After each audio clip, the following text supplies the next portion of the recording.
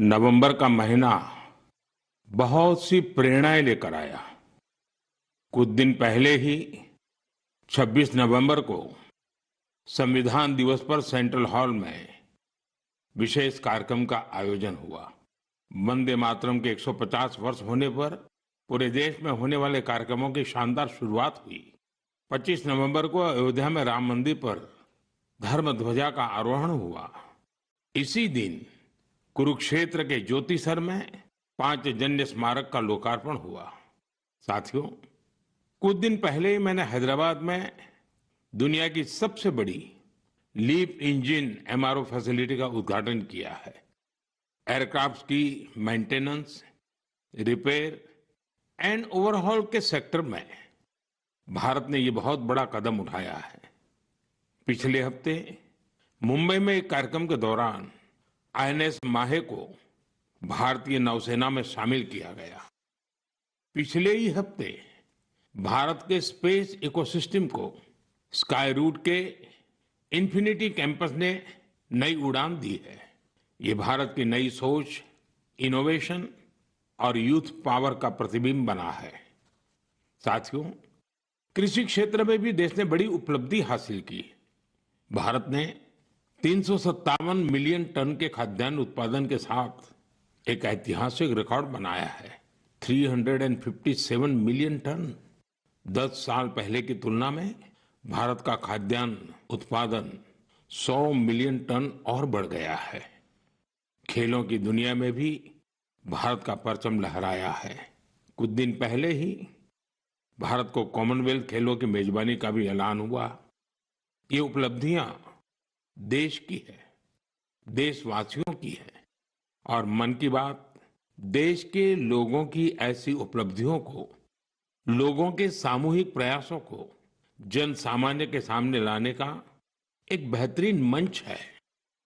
साथियों, अगर मन में लगन हो, सामूहिक शक्ति पर, टीम की तरह काम करने पर विश्वास हो, गिरकर फिर से उठ खड़े होने का साहस हो, तो कठिन से कठिन काम में भी सफलता सुनिश्चित हो जाती है। आप उस दौर की कल्पना करिए जब सैटेलाइट नहीं थी, जीपीएस सिस्टम नहीं था, नेविगेशन की कोई सुविधाएं नहीं होती थी। तब भी हमारे नाविक बड़े बड़े जहाज लेकर समंदर में निकल जाते थे और तय स्थानों पर पहुंचते थे। अब समंदर से आगे बढ़कर दुनिया के देश अंतरिक्ष की अनंत ऊंचाई को नाप रहे हैं। चुनौती वहां भी वही है। न जीपीएस सिस्टम है, न संचार की वैसी व्यवस्थाएं हैं। फिर हम कैसे आगे बढ़ेंगे? साथियों, कुछ दिनों पहले सोशल मीडिया पर एक वीडियो ने मेरा ध्यान खींचा। ये वीडियो इसरो की एक अनोखी ड्रोन प्रतियोगिता का था। इस वीडियो में हमारे देश के युवा और खासकर हमारे जैन जी मंगल ग्रह जैसी परिस्थितियों में ड्रोन उड़ाने की कोशिश कर रहे थे। ड्रोन उड़ते थे, कुछ पल संतुलन में रहते थे, फिर अचानक जमीन पर गिर पड़ते थे। जानते हैं क्यों? क्योंकि यहां जो ड्रोन उड़ रहे थे उनमें जीपीएस का सपोर्ट बिल्कुल नहीं था। मंगल ग्रह पर जीपीएस संभव नहीं, इसलिए ड्रोन को कोई बाहरी संकेत या गाइडेंस नहीं मिल सकता। ड्रोन को अपने कैमरे और इन बिल्ड सॉफ्टवेयर के सहारे उड़ना था। उस छोटे से ड्रोन को जमीन के पैटर्न पहचानने थे, ऊंचाई मापनी थी, बाधाएं समझनी थी और खुद ही सुरक्षित उतरने का रास्ता ढूंढना था। इसलिए ड्रोन भी एक के बाद एक गिरे जा रहे थे। साथियों, इस प्रतियोगिता में पुणे के युवाओं की एक टीम ने कुछ हद तक सफलता पाई। उनका ड्रोन भी कई बार गिरा, क्रैश हुआ, पर उन्होंने हार नहीं मानी। कई बार के प्रयास के बाद इस टीम का ड्रोन मंगल ग्रह की परिस्थिति में कुछ देर उड़ने में कामयाब रहा। साथियों, ये वीडियो देखते हुए मेरे मन में एक और दृश्य उभर आया। वो दिन जब चंद्रयान 2 संपर्क से बाहर हो गया था। उस दिन पूरा देश और खासकर वैज्ञानिक कुछ पल के लिए निराश हुए थे। लेकिन साथियों, असफलता ने उन्हें रोका नहीं। उसी दिन उन्होंने चंद्रयान-3 की सफलता की कहानी लिखनी शुरू कर दी। यही कारण है कि जब चंद्रयान-3 ने सफल लैंडिंग की, तो वो सिर्फ एक मिशन की सफलता नहीं थी, वो तो असफलता से निकलकर बनाए गए विश्वास की सफलता थी। इस वीडियो में जो युवा दिख रहे हैं, उनकी आंखों में मुझे वही चमक दिखाई दी। हर बार जब मैं हमारे युवाओं की लगन और वैज्ञानिकों के समर्पण को देखता हूं, तो मन उत्साह से भर जाता है। युवाओं की यही लगन विकसित भारत की बहुत बड़ी शक्ति है।